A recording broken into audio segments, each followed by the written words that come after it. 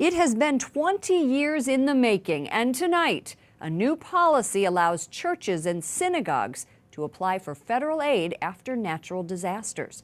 Capitol Hill correspondent Jason Calvi tells us about the Federal Emergency Management Agency's course correction. Good evening, Jason. Good evening, Lauren. Texas Senator Ted Cruz says he's glad FEMA backed away from what he calls a previously misguided and discriminatory policy. FEMA's change will help congregations hit by recent hurricanes, Harvey and Irma.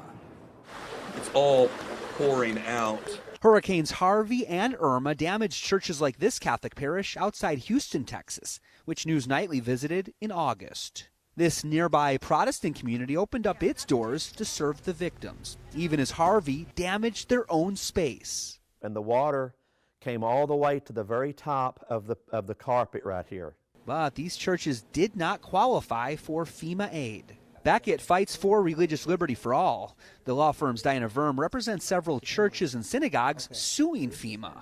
After Hurricane Harvey, FEMA was enforcing a policy that was discriminatory because it did not allow churches to receive grants for disaster relief that were available to other charitable organizations.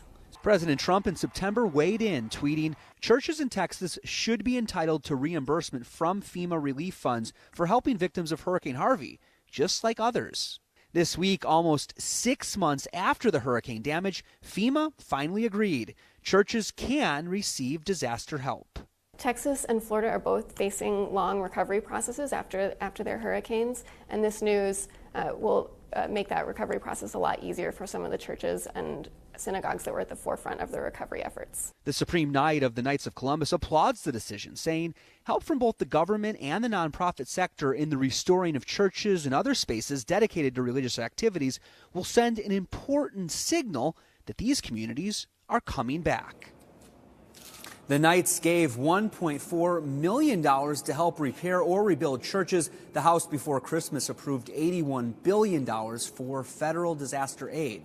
And Lauren, Americans United for Separation of Church and State is not happy with FEMA's change. They say the Constitution bans federal funds from building houses of worship. They say that's exactly what's going to happen with FEMA's new policy.